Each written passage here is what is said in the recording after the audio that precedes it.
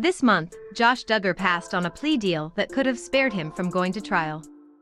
It is hoped that when his jury trial begins in late November, he will swiftly be found guilty. But all of this could have been prevented if the right people had made better choices. Instead, at every turn, Jim Bob and Michelle Duggar lied, covered, and worked to sweep what Josh really is under the rug. Josh is accused of using his work computer to download photos and video of the sexual abuse of little girls.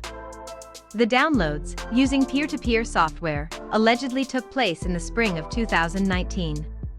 It was half a year later when Homeland Security investigators raided the car lot where Josh works, collecting statements and gathering evidence.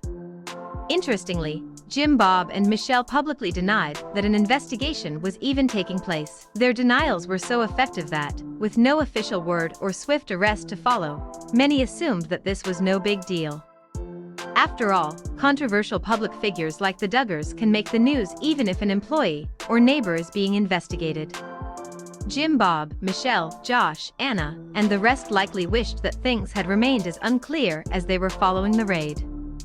That said, it's unclear how much the rest of the Duggar family really knew. Jim Bob is not exactly known for honesty, however. A year and a half later, in April of 2021, Josh was arrested and formally charged with receiving and possessing this disgusting material. That was when the world learned what Josh was accused of doing.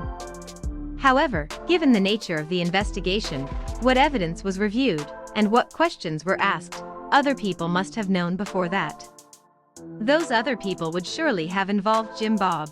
There are no indications that Jim Bob adequately prepared the family for Josh's arrest. It's possible that Jim Bob was foolish enough to believe Josh's insistence that he has done nothing wrong.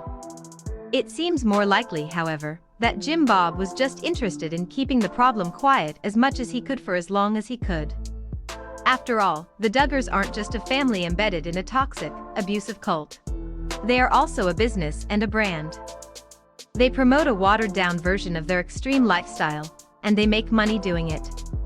There's nothing quite like a confessed child molester, whose crimes you covered up, being arrested for something like this to tank your struggling brand. Most people you know, good, decent people, would be more worried about a sexual predator than about business. We get it, business is important because it keeps your family fed and housed. But what could be more important than the physical safety of actual children? Jim Bob and Michelle, like the rest of the IBLP cult, is much more concerned with outward appearances. Right and wrong take a back seat to their extreme beliefs, and the importance of making their lifestyle seem palatable for the cameras. As for the welfare of children, we're talking about a group that hides sexual predators and practices blanket training. They're not against abuse. Earlier this year, an inside source more or less confirmed as much. Jim Bob always wants to sweep things under the rug, the insider told People at the time. The source added, he's never going to talk about the scandal because it's bad for business. One of the clearest indicators that Jim Bob truly did not make sure that the family knew what was coming was how normal everyone acted. Josh wasn't showing up regularly on social media, but he was still attending family events, the ones with kids. Just 2 months before his arrest, he was at Justin and Claire's wedding. When Josh was arrested, the Duggars were clearly sent into a panic. Most of them straight up disappeared from social media, going on hiatuses without explanation. Others gave neutral to tone-deaf statements, condemning pornography is largely unrelated to Josh's arrest, folks, before going silent.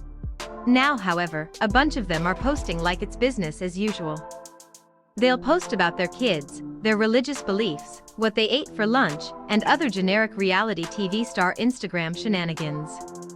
Some of them are even on TikTok, of all places, trying to spread their brand to a demographic that's mostly never even seen them on TV. It's strange to see them act like nothing's happening, but it's worse than that. All of this is a reminder of how the family, including Josh's victims, were forced to act after his first foray into sexual predation. This is how they operate. If Josh is convicted, acquitted, or ultimately not prosecuted after too many deadlocked juries, they'll do it again.